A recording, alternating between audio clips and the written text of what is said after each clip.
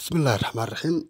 waxaan ku dhex jirnaa weli absolute value su-aashan oo ahayd laba absolute value ayay ku dhex jiraan. Fiirso, waa absolute x plus 1 xidhan, haddana absolute value kusii dhex jiraan waa plus 2 equal 5 marka maxaan dhahnaa marka ugu horeysaba x mid baan ka saaranaa absolute value maadaama laba ahaa, mid markaan ka saarno tirada equal ta midna minus bay noqon midna positive. maxaan dhahaa marka absolute value x plus 1 plus 2 equal plus 5 or x plus 1 plus 2 equal minus 5 aan dhahaya.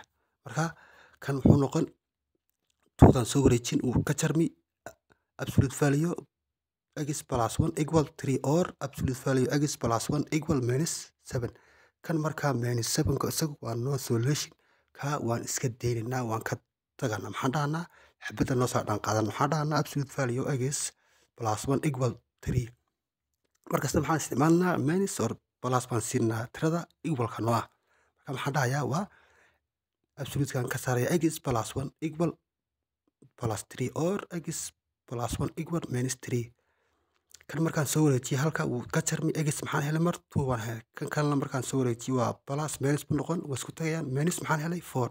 marka x maxaan helay marna 2 marna